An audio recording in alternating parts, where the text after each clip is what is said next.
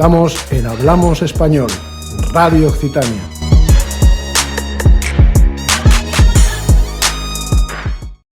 Hola, buenos días, soy Silvia Bernabeu. Hoy es domingo 7 de marzo y estamos en Hablamos Español, Radio Occitania. Como siempre, estamos aquí el primer domingo de cada mes de 11 a 12. Podéis escuchar nuestros programas en iVoox y también en YouTube. Además, estamos en Facebook, Hablamos Español Radio, o en Instagram también, en Radio Hablamos Español. Además, podéis contactarnos en nuestra dirección de email hablamosespanol31@gmail.com.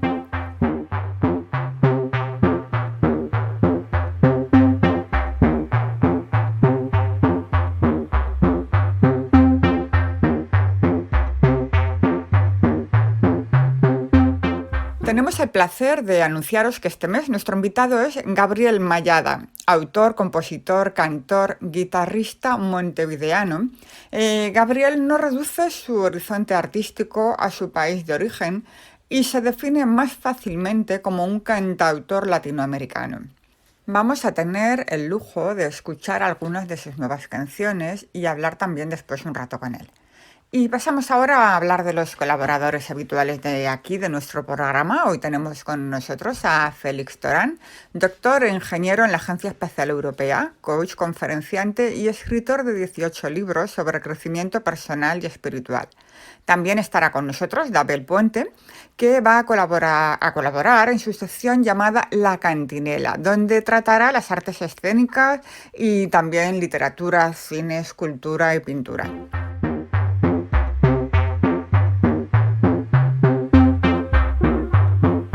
Y como no, nuestra pregunta en las redes sociales. Este mes la pregunta ha sido sobre tecnología, pero en los niños concretamente.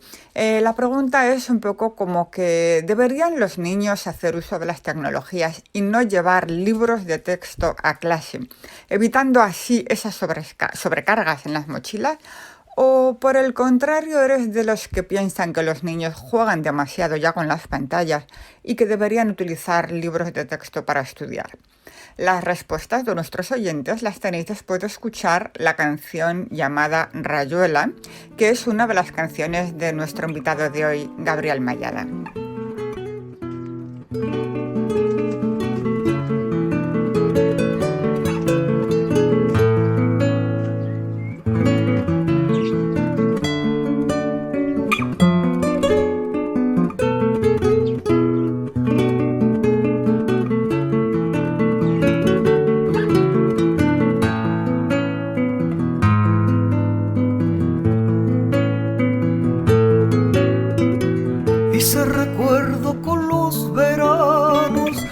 Silencio con el jolgorio, con los cipreses que habitan el prado, con el sabor de tu boca en otoño, una rayuela hecha con ladrillos y Lucas Oves en bicicleta, la calle Yupe de otro tiempo, con pedregullo y sin veredas.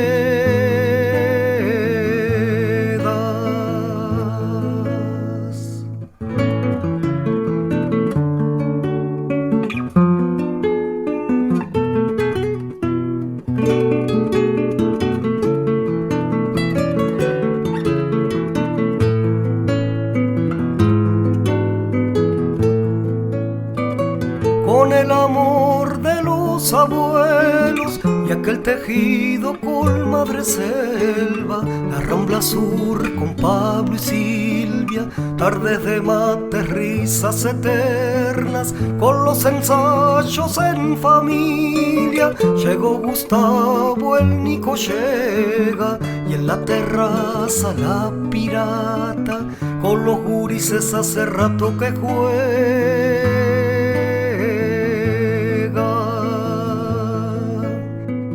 Algunas cosas que llevo conmigo, por si el invierno se cruza mi estrella, si el caminante no teme el camino, ha de llegar por tarde que sea.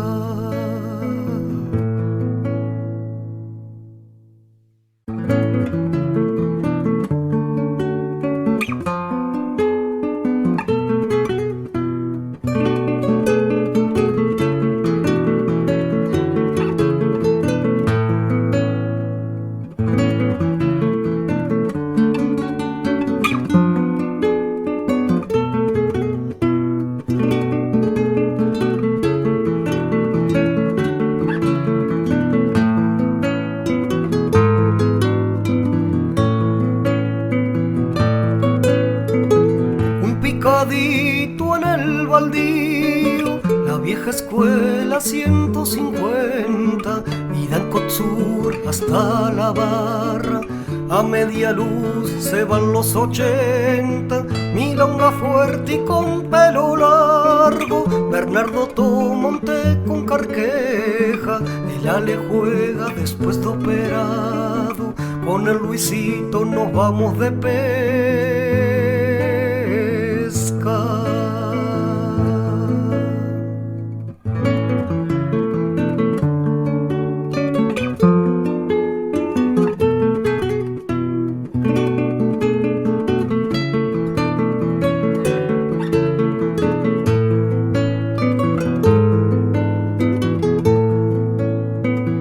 El Alvarito que se hizo un hombre, pasa la vida, los hijos llegan. Tiempo de crisis, canto en el bondi, y para España se fue Lorena. Mis viejos en Punta Espinillo, y con rezongo Carlos enseña. Un perroso que fiel me sigue, aunque no vaya más a la escuela.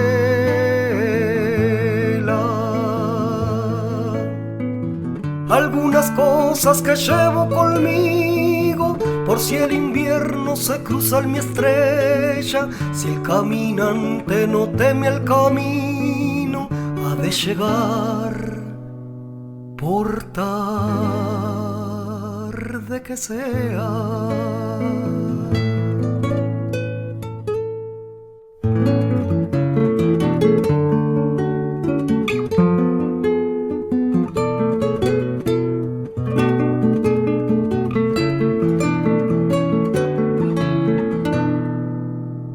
Azules y este sol de la infancia.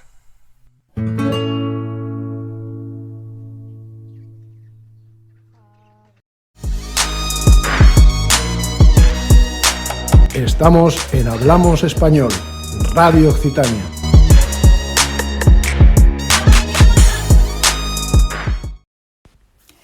Nuestra pregunta de este mes en las redes sociales, como hemos comentado antes, es si para los niños deberíamos dejar que la tecnología avance hasta el punto de utilizar tabletas para las clases, o si por el contrario deberían seguir utilizando sus libros, tener un libro para cada asignatura y llevar todo este material en la espalda cada día, con sus libretas y con todo.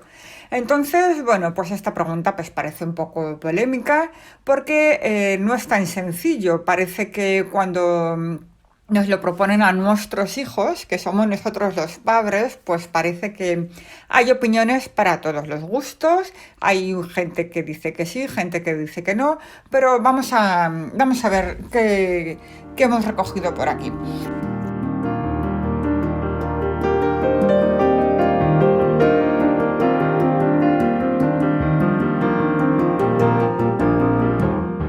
El periódico ABC, en la sección de educación, se preguntan si es realmente mejor aprender en una tableta.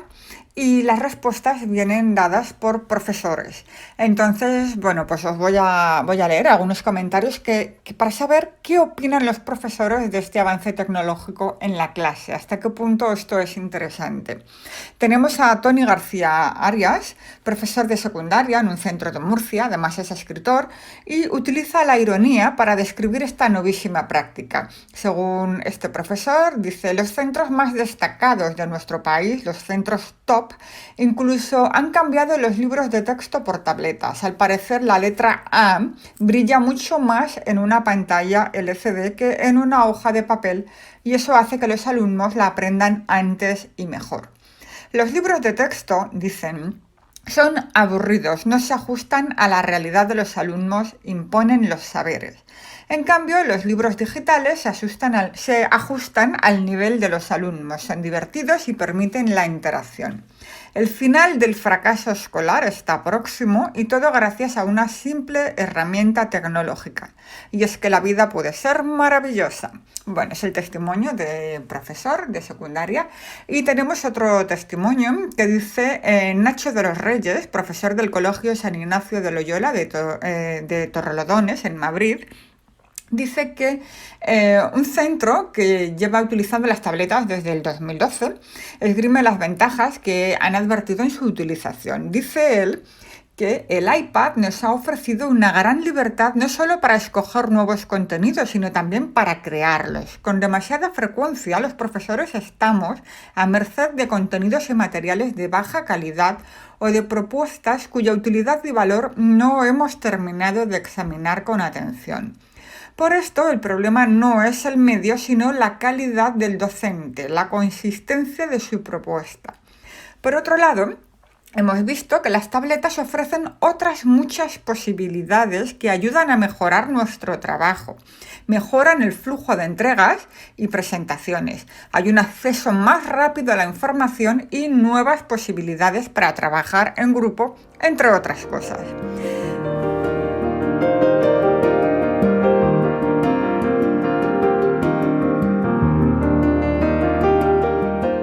Pero no tenemos todo comentarios positivos. Tenemos una reflexión de García Arias que dice que se considera más positivo invertir en la compra de tabletas que en un huerto escolar, o que en un laboratorio de química, o que en caballetes de pintura, o que en un taller de fotografía, o que en un piano.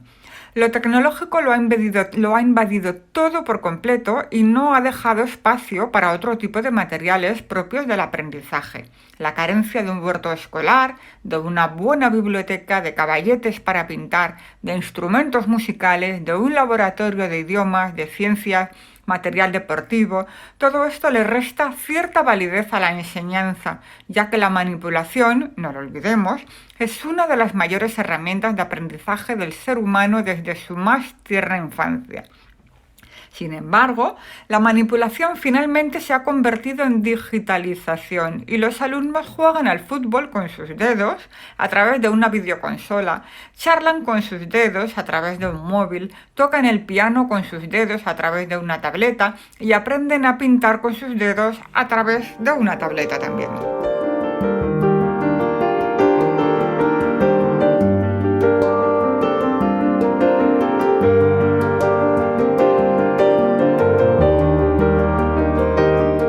Este mismo profesor de los Reyes explica que en el centro escolar el debate sobre la distracción se centra fundamentalmente en el tipo de propuestas que hacemos en el aula. La cuestión fundamental es si el profesor tiene algo que comunicar, si tiene algo interesante que ofrecer. Cuando esto ocurre, entonces la atención se dispara. Normalmente los centros gastan muchas energías en mejorar la disciplina, pero muy pocas en mejorar sus propuestas educativas. Y esto en el fondo favorece el formalismo y el escepticismo.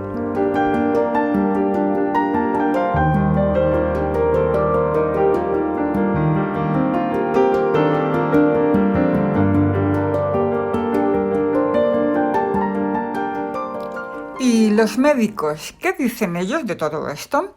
Bueno, pues los médicos también se manifiestan y desde el Colegio de Ópticos y Optometristas de Galicia alertan de que una cuarta parte de los adolescentes de esa comunidad necesitan usar gafas o lentillas por el abuso de las nuevas tecnologías. Desde este colegio profesional destacan que el uso prolongado de dispositivos electrónicos, smartphones, tablets, ordenadores, videojuegos, todo esto reclama un esfuerzo visual para el que no estamos preparados. Sin embargo, el doctor Valentín Alsina de Aguilar, director del Departamento de Pediatría de la Clínica Universitaria de Navarra, opina que en principio no es perjudicial estudiar en una tableta. Si se dan las condiciones adecuadas de luz, no es malo. Este especialista aclara que aún no hay suficientes estudios que ratifiquen que las pantallas son malas. Bueno, pues por lo que vemos, no hay un acuerdo entre los médicos.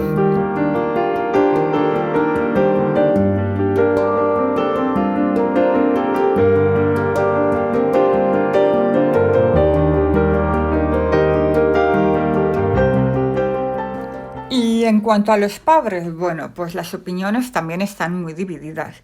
Voy a hablar de un blog que he encontrado donde una mamá nos cuenta que ha tenido una reunión del colegio donde anuncian que a partir de este momento, que fue hace muy poquitos meses, estaba ya el coronavirus presente, y los profesores ofrecían en el centro a los alumnos estudiar a partir de ese momento con iPad. Entonces, bueno, pues esta mamá al principio se quedaron todos un poco sorprendidos por el cambio repentino a mitad clase, pero bueno, pues la mayoría de la gente no estaba de acuerdo. Cuando no ponían quejas de todo tipo, pero una minoría sí que estaba de acuerdo. Y esta mamá es una de las que están de acuerdo y os voy a ya he escrito un blog y os voy a contar qué es lo que dice.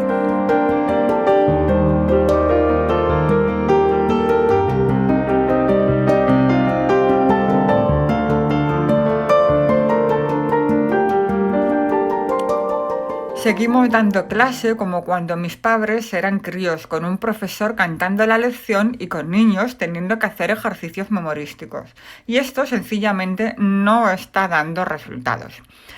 Ella dice que, bueno, pues que muchos padres están en contra y tienen muchos argumentos, pero ella dice que sé que hay muchos padres muy preocupados, pero yo sinceramente no veo el momento de cambiar. Tengo confianza en que el profesorado sabrá estar a la altura del reto porque ellos, y no los iPads, sí que son la clave para que todo esto tenga éxito.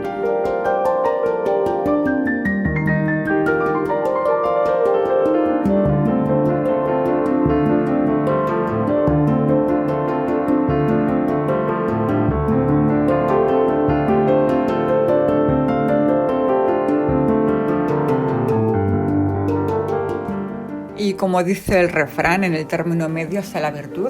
A lo mejor sería más interesante utilizar iPads, pero seguir utilizando libretas para que los niños escriban y puedan expresarse de esta forma. Pero bueno, quizás sea el tiempo el que nos dé la respuesta correcta.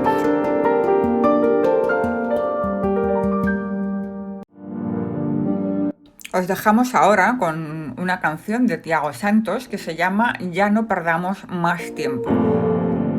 Ya no perdamos más tiempo, encima de mí quiero tu cuerpo. No lo digas ni contiendo, es ver que lo mismo le estás diciendo. Solo quedas aquí un poco más. En tú y algo tiene que pasar.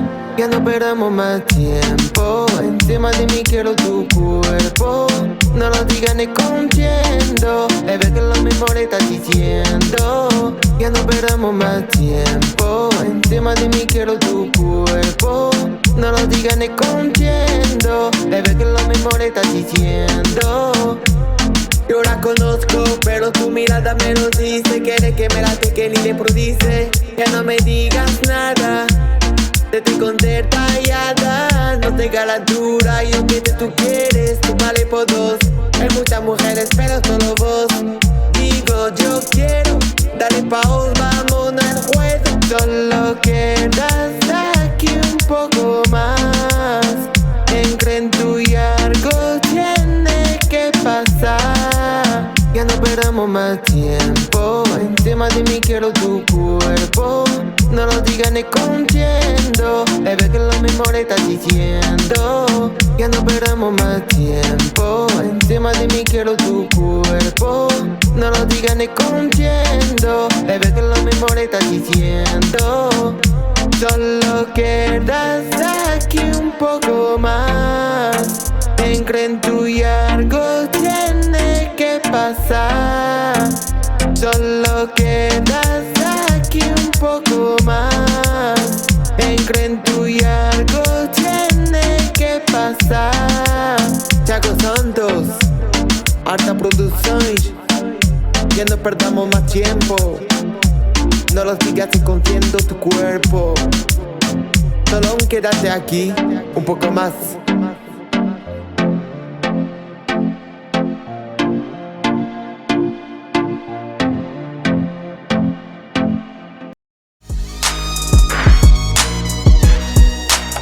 Estamos en Hablamos Español, Radio Occitania.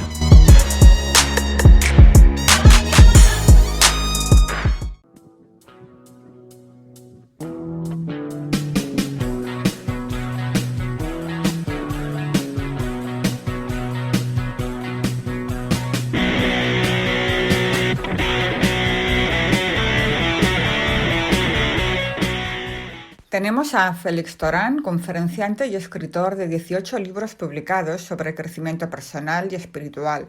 Félix es coach y además es doctor en ingeniería en la Agencia Espacial Europea. Buenos días, Félix, ¿cómo estás? Hola, buenos días, ¿qué tal? Hace unos días vi publicado en las redes sociales una de las páginas de tu libro ¿Quién soy?, donde hablas de la abundancia y, si me lo permites, voy a leer unas líneas que inician este capítulo. La abundancia en el plano material. Si te pregunto qué es la abundancia para ti, es posible que pienses que se trate de dinero, de tener cosas valiosas, etc. En otras palabras, de la posesión de bienes materiales. Y no es extraño pensar así, puesto que vivimos en un mundo material y somos muy materialistas. La razón también nos ata a la materia y el ego se aprovecha de ello. En su nivel se produce la falsa ilusión de que puedes poseer algo. Parece que la abundancia material no tiene nada que ver con la abundancia espiritual, ¿no, Félix? ¿Podrías explicarnos qué es la abundancia espiritual y cómo crecer en ese sentido, por favor? Bueno, la abundancia pasa como con todo en la espiritualidad. La abundancia es una cosa, no son dos, ni son tres, ni es que tenga una parte espiritual, ni que tenga una parte que no es espiritual. Sencillamente, en todo en el universo es abundancia en estado puro. Es lo que persigue el ser humano que tanto busca, que llama felicidad, plenitud, etcétera. Es la abundancia. O sea, es un estado que nos pertenece por derecho, del cual nos hemos separado por nuestro mal uso de la voluntad, precisamente por seguir el dictado del ego, como decían estas líneas, por aferrarse a la materia y hacernos presos de ella. Y bueno, pues nos hemos alejado nosotros, por nuestro mal uso de la voluntad que tenemos, ese gran poder, nos hemos alejado de esa condición natural de conexión con esa gran abundancia espiritual. Cuando se habla de la abundancia material, lo que estamos diciendo es proyectar esa abundancia espiritual sobre el plano material, que eso es lo que hace precisamente un materialista. Cuando somos materialistas, reducimos un árbol a su sombra. Entonces caemos en el error de pensar que podemos crear directamente en ese mundo de las sombras, en lugar de crear en el mundo del árbol. Tú no puedes crear una sombra. Para crear una sombra de un árbol necesitas primero el árbol. La persona materialista se cree que puede crear directamente una sombra de árbol y es un error. Antes o después se da un golpe, se da un porrazo. Incluso cuando cree que posee demasiado, cuando cree que ha alcanzado la máxima abundancia, se da cuenta de que esa abundancia no puede ser de ninguna manera duradera, porque va contra las leyes universales. Obviamente se está equivocando. La abundancia se crea en el plano espiritual. Creas el árbol para que luego esa sombra se proyecta en distintos niveles, uno de los cuales, el más denso y el más grosero de todos, es precisamente ese de la sombra, es decir, el plano material. Si quieres que te lo resuma de una manera muy sencilla, que a lo mejor no es la más completa, pero resume la esencia, te diría que quien es rico en el plano material es porque primero es rico en el plano espiritual, porque esa riqueza material solo es un reflejo de la riqueza espiritual que una persona tiene dentro. Es así de simple. Entonces habría que cultivar primero, ¿no?, la abundancia espiritual para que luego quedara reflejada en la abundancia material, digamos, ¿no? Claro, así es. Tienes que cultivar la abundancia espiritual, es decir, en los planos superiores, y luego el reflejo de esa abundancia espiritual se manifiesta no solo con dinero, se manifiesta de 1000 formas en el plano material.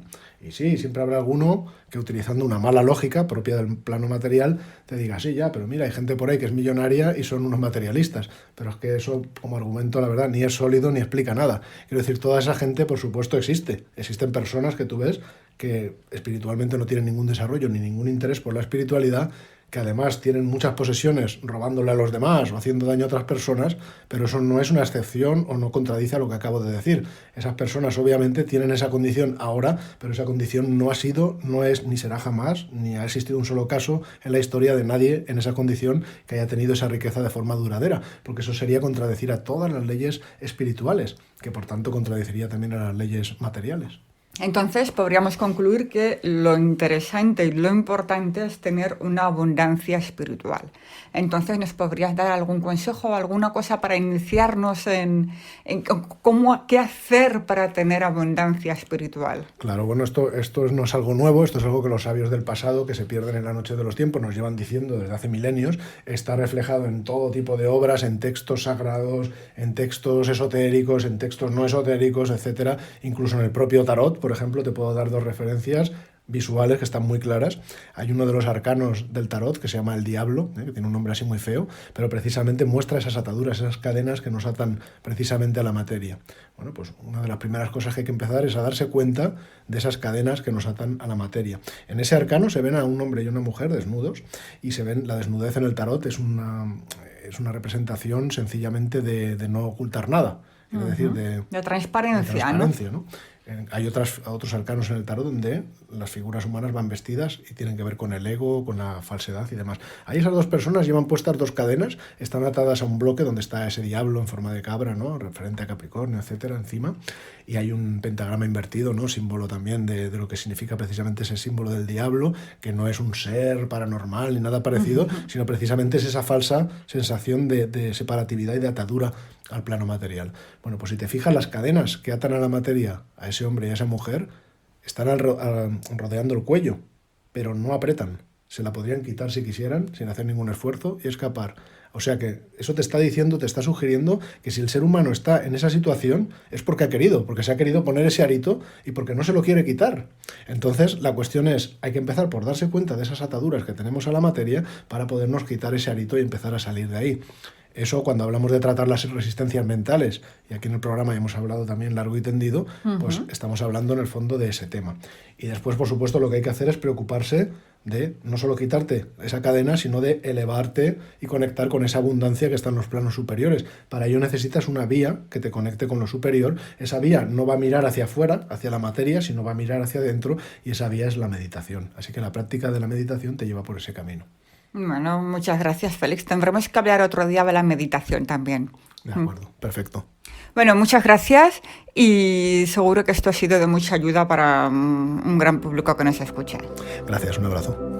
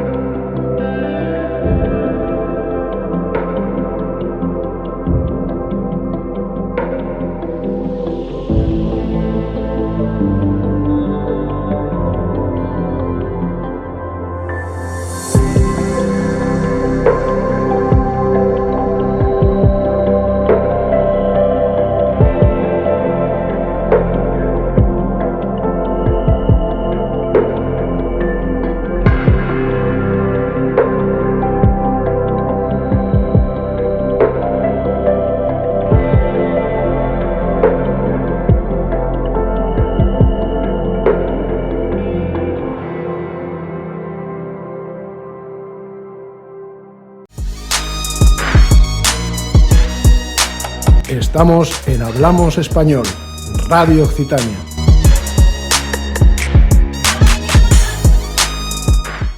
Tenemos hoy con nosotros a Gabriel Mayada, que ya tuvimos el placer de poder entrevistarlo hace unos años aquí en nuestro programa Hablamos Español en Radio Occitania. Y Gabriel Mayada es autor, compositor, cantor, guitarrista montevideano, aunque ahora está viviendo aquí en el sur de Francia. Y él no reduce su horizonte artístico a su país de origen y se define más fácilmente como un cantautor latinoamericano.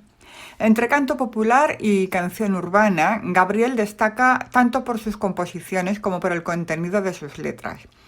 Es un hombre comprometido. Gabriel da una muestra interesante de la realidad social nacional y latinoamericana. Es de causas firmes, canta y defiende los valores que transmite a través de su obra. Sus temáticas son tan variadas como el exilio, la pobreza, la injusticia social, el amor, la niñez.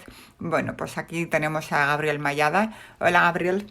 Bueno, buenos días Silvia y buenos días también a todos los compañeros del programa y a la audiencia en general. Encantados, Gabriel. Para un artista como tú, ¿es realmente inspiradora esta etapa que estamos viviendo ahora para poder componer y escribir canciones? ¿Cómo lo estás viviendo tú? Bueno, esta etapa es bastante compleja, pero bueno, para aquellos que estamos en el tema de la composición y de la autoría, también nos permite un poco de tiempo extra, vamos a decirlo entre comillas, para poder profundizar un poco el tema de la composición. Y también para aprovechar a grabar un poco, o sea, a grabar los nuevos materiales, a pulir un poco las nuevas canciones. Pero es cierto que, bueno, que sobre todo cuando uno es autor necesita el contacto con el mundo que lo rodea para poder seguir componiendo, ¿verdad? Pero bueno, es una etapa compleja esta que estamos viviendo, este 2020, que se hace largo a terminar. Pero bueno, creo que también, o sea, dentro del confinamiento, en mi caso particular, he compuesto unas cuantas canciones, de las cuales van a estar incluidas en el próximo material. Vamos a escuchar ahora después una canción tuya que se llama Alpargata en el baldío, que parece que nos habla de recuerdos. Bueno, no sé, tú podrás hablarnos mucho mejor de ella que yo misma, ¿no? ¿Nos lo cuentas? Sí, justamente Alpargata en el baldío, que se llama así la canción, que es un tango en realidad. Es una canción que intenta pintar ese tiempo de la niñez, ese mundo interior de recuerdos que nos acompañan a lo largo de la vida, ¿verdad? Y que nos nutren en el día a día y nos hacen avanzar. Esa canción en particular la comencé a escribir en un tren. En ese tiempo vivíamos en la ciudad de Nîmes, y iba justamente a actuar en un concierto en Marsella, en conmemoración del 8 de marzo, del Día de los Derechos de la Mujer. Y bueno, en el tren llegó la inspiración, un poco acordando de mi abuela, y también a la misma vez nace en cierta forma por ese estribillo que intenta rescatar esa frase hermosa de un poema de Cortázar que dice: Siempre fuiste mi espejo, quiero decir que para verme te tenía que mirar". Creo que en sí misma la canción, el poema es hermoso. Después la canción, o sea, es el tránsito de distintas cosas, con un vocabulario o la jerga un poco de nuestra América del Sur, del Río de la Plata, por eso algunas cosas se salen un poco del español, del castellano normal. Pero está, un poco es eso. La vida creo que se construye sobre todo de recuerdos y uno va metiendo en su bagaje a medida que uno avanza una cantidad de pequeños tesoros, ¿verdad? Que van quedando plasmados en la memoria, que bueno, primero que nada nos ayudan en el caso eh, netamente en cuanto a la identidad de quiénes somos, de no olvidar quiénes somos y tampoco de dónde venimos, y también es un poco la forma de marcar el rumbo y ciertos parámetros para caminar el resto de la vida. Y ahora que se han paralizado todos los conciertos, todo lo que tenías previsto, ¿cómo va a ser ahora el resurgir, el recomienzo? ¿Cómo lo esperas? Bueno, el hecho del resurgir es bastante expectante, ¿verdad? El hecho bueno, de haber pasado un año prácticamente sin dar conciertos. Recuerdo así de memoria que este año realicé solamente 2 conciertos, uno en Toulouse y uno en París, a principio de año, y después, bueno, estuvo todo parado, todo en stand-by. Entre esas cosas, el nuevo disco que viene de salir, un disco que se titula Solo Vivo y que bueno, que salió a la luz o nació entre comillas a partir en agosto de este año, que ya está disponible en nuestra web y bueno, se pueden contactar si la audiencia quiere para poder tenerlo. Y bueno, en principio es la presentación del disco, ¿verdad? Que tendrá que ser en breve, cuando apenas se pueda hacer. Y después, bueno, porque también el hecho de que durante el confinamiento hayan habido canciones que vieron la luz, o sea, el repertorio ha tenido un aire nuevo también. Entonces son bastantes cosas que van a congeniar, ¿verdad? Para las primeras presentaciones. Y más sobre todo después de un año bastante complicado, como ya sabemos, ¿verdad? En cuanto a lo cultural, el mundo se ha parado, entre comillas, ha quedado en pausa.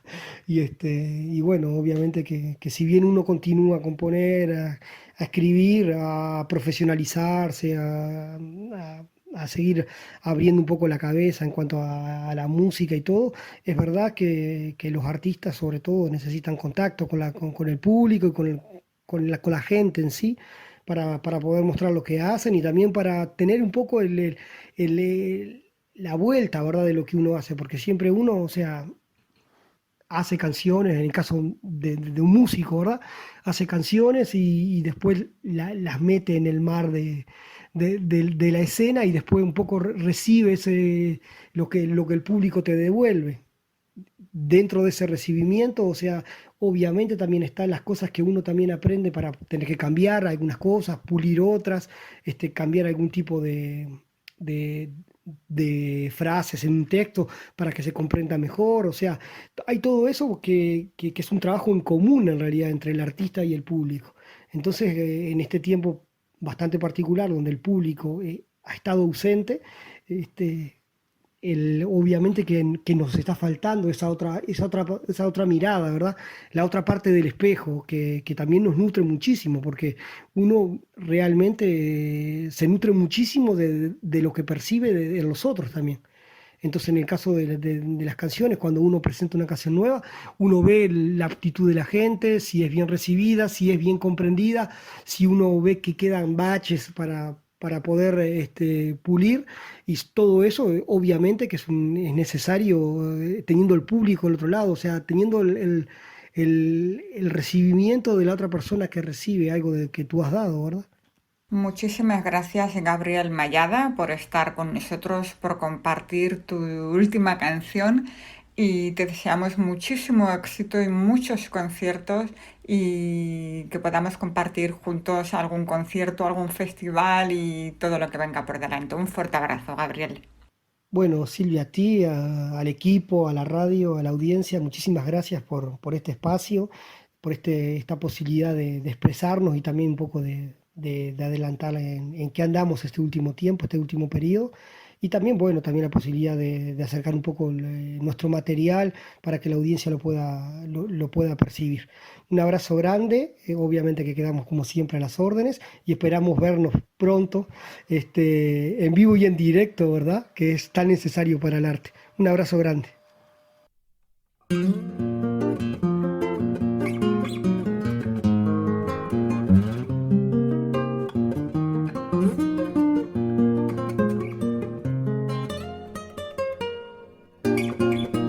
Se ha quedado una alpargata en el baldío como símbolo de un tiempo que se fue. Ya no correrán tus pasos ni los míos al rebote de la globa, ni los teros ni el vintén. Como el viento que ha alejado las cometas, convirtiendo sus colores en ayer. De esa forma se han dormido en una siesta la payana, la gomera, el expendio, el almacén. Tu recuerdo tan perenne en la memoria, cardenales, los malbones y el parral. Siempre ha sido un espejo para mi vida, es decir que para verme te tenía que mirar.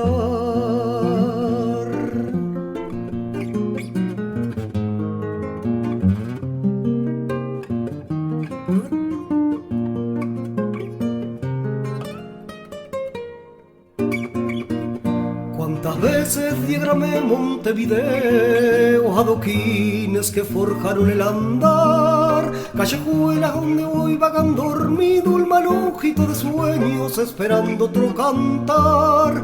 Hoy la vida manejados otros puertos, otras lenguas, otras aguas, otro azul, pero el mío habita el sur que fui guardando con aromas de otro barrio bajo el brillo de otro sol. Tu recuerdo tan perenne en la memoria, cardenal en los malbones y el parral. Siempre ha sido un espejo pa' mi vida, es decir que para verme te tenía que mirar.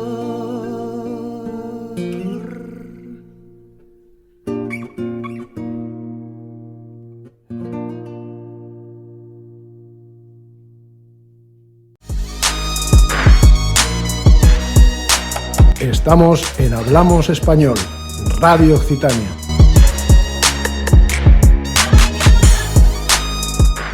Y continuamos ahora nuestro programa con Dabel Puente en su sección La Cantinela, donde ya sabéis que trata de las artes escénicas, así como el teatro, circo, magia, teatro de objetos, danza, música, pero también la literatura, el cine, la escultura y la pintura.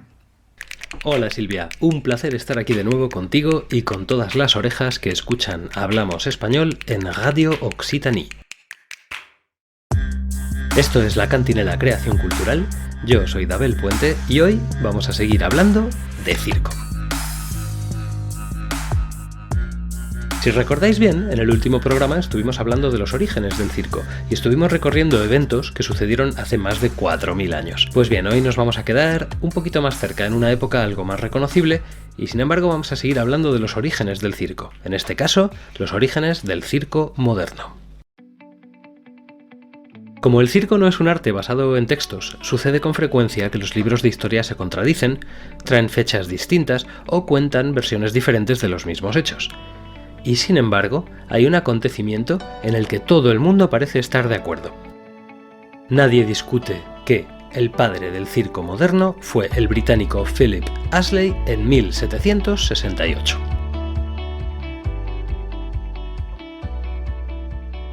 Pues bien, amigas y amigos, eso es precisamente lo que vamos a hacer hoy. Sí, vamos a cuestionar que Philip Astley sea el padre y creador del circo moderno.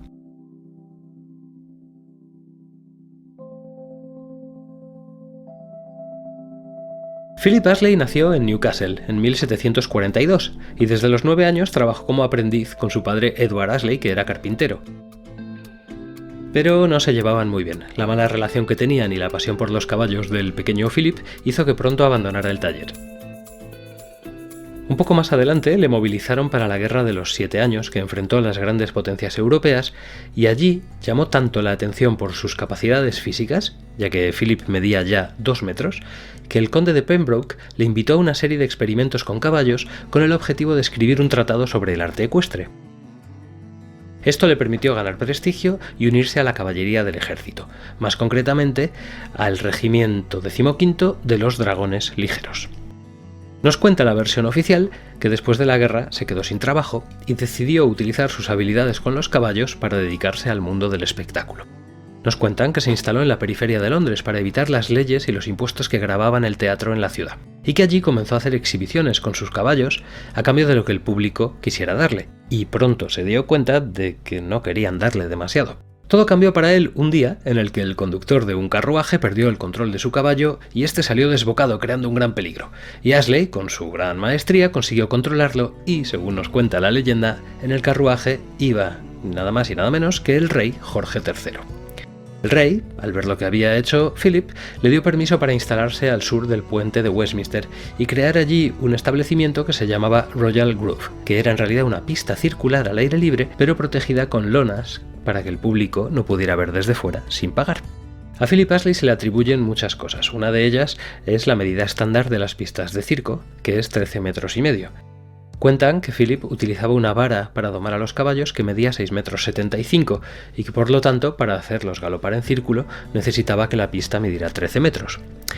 Hay un poco de controversia con respecto a esto. Como nos dice el historiador Pascal Jacob, hay muchas varas de doma de distintas medidas y que sin embargo el número 13,5 parece seguir a las artes escénicas desde mucho antes.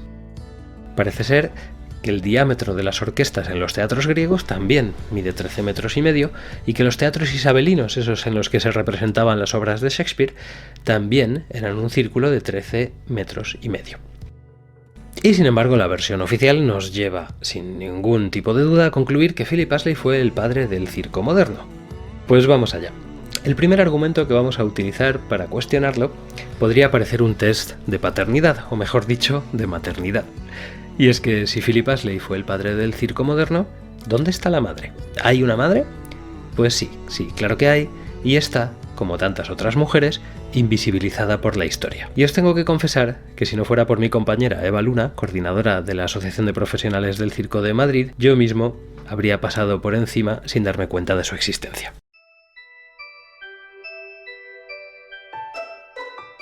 Nació en 1741 en Flintshire, bajo el nombre de Martha Mary Polly Jones, que cambió en primer lugar por Patty Jones para cambiarlo definitivamente por Patty Astley después de casarse con Philip en 1765. Es muy difícil encontrar detalles sobre su vida, apenas figuran en ningún manual y están siendo investigados en la actualidad por un proyecto que nació en Newcastle y que busca reconstruir la historia del circo. Sin embargo, se sabe que se formó desde pequeña en las artes ecuestres y que tenía un gran nivel de equitación. También sabemos por los anuncios de la época que no solo acompañó a Philip en sus exhibiciones, sino que participó activamente en la creación de los espectáculos. En carteles de la época se la recuerda por bastantes de sus impresionantes números, pero sobre todo por uno en particular. Al parecer se ponía de pie en la grupa de un caballo que giraba por la pista al galope, mientras sostenía en sus manos y su cabeza enjambres de abejas que volaban alrededor de ella. Las pocas veces que se menciona a Patty Astley en los libros de historia del circo, la consideran la primera dama del circo o la reina de la pista, pero los que nos dedicamos a este oficio sabemos que esto es un trabajo en equipo y que difícilmente Philip pudo hacer todo lo que hizo sin ella. Por eso os propongo desde aquí que si consideramos a Philip el creador del circo moderno, consideremos a Patty Jones como la creadora, al mismo nivel que su marido. De hecho, así figura a día de hoy en la placa que conmemora el nacimiento del circo moderno en Westminster Road, que dice así: Philip y Patty Astley escenificaron espectaculares números ecuestres en las cercanías, el lunes de Pascua de 1768. Añadiendo acróbatas y payasos, crearon lo que hoy conocemos como circo. Los libros de historia, además de haberse olvidado de Patty en el camino, parece que se han olvidado también de que en el arte las cosas no nacen de la nada. Siempre hay un caldo de cultivo que permite que alguien llegue y utilizando elementos ya existentes cree algo y se lleve la fama por ello. Pero el hecho es que el circo moderno estuvo a punto de ser creado en varias ocasiones antes de que el matrimonio Astley lo popularizara en 1768. Vamos a verlo.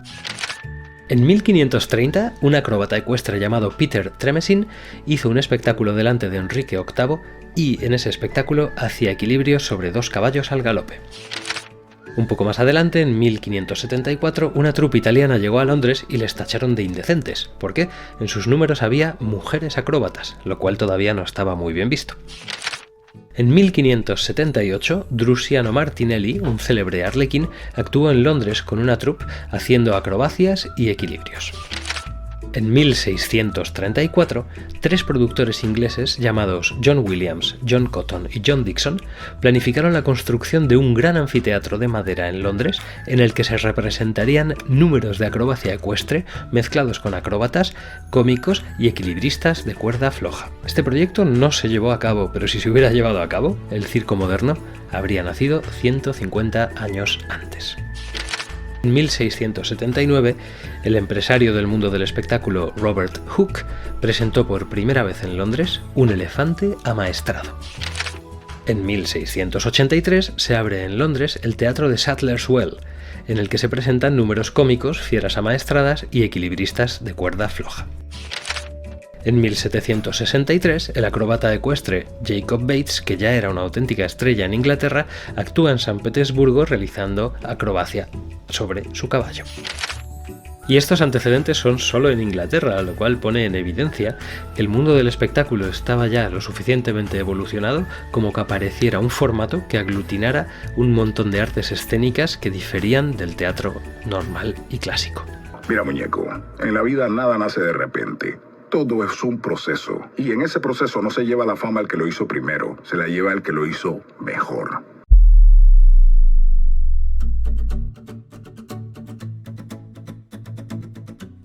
Y es que es así, a veces pasa la historia el que mejor hace lo que muchos ya están haciendo, y otras quien lo hace primero y otras el que más suerte tiene.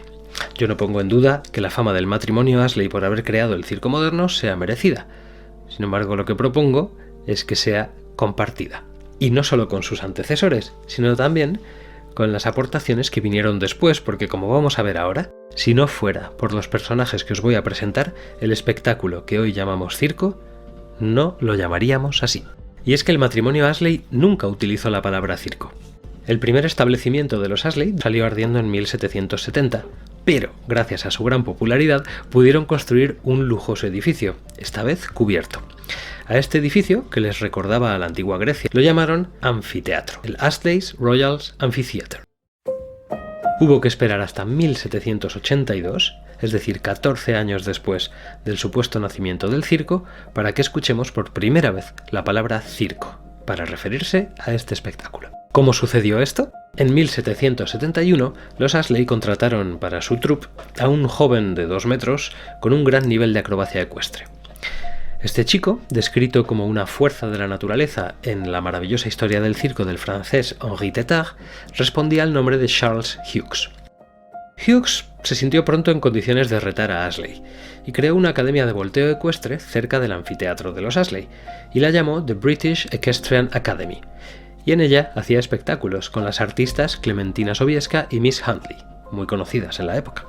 Esta competencia duró 10 años hasta que finalmente Hughes y su socio Charles Dibdin construyeron un edificio en 1782 y lo llamaron, por primera vez, el Royal Circus and Equestrian Philharmonic Academy, es decir, el Real Circo y Academia Filarmónica Ecuestre.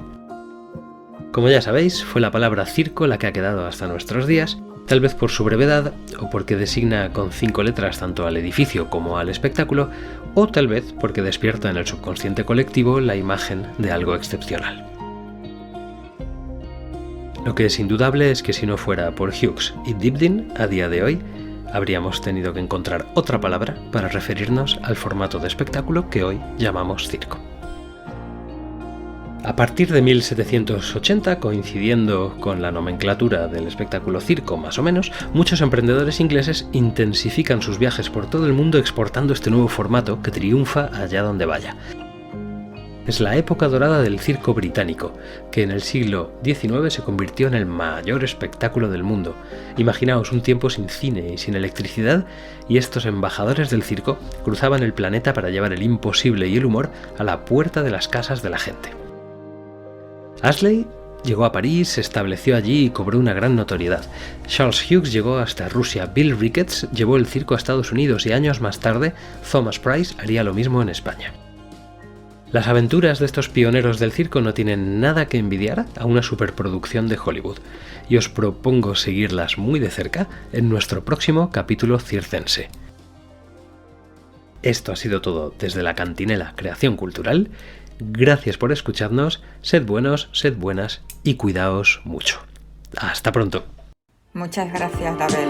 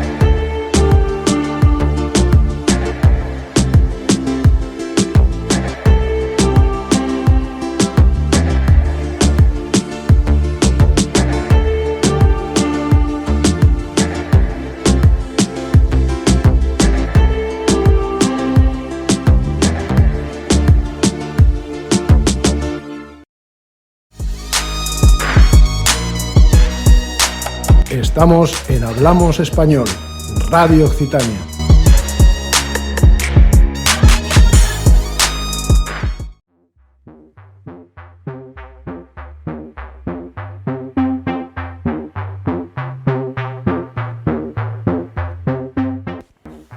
Hasta aquí ha sido nuestro programa de hoy. Sabéis que podéis dejarnos vuestras preguntas en hablamosespañol31@gmail.com. Estamos en Facebook, en Hablamos Español Radio, y también en Instagram, Radio Hablamos Español. Os recuerdo que es posible volver a escucharnos también en iVoox y en nuestro canal de YouTube, Hablamos Español Radio Occitania. Muchas gracias a nuestro invitado Gabriel Mayada y también a los colaboradores del programa, Félix Torán y Dabel Puente. Estamos de nuevo con vosotros el primer domingo de abril, el 4, con muchas cosas que contaros, y todo esto será aquí, en Hablamos Español Radio Occitania. Gracias por estar siempre ahí.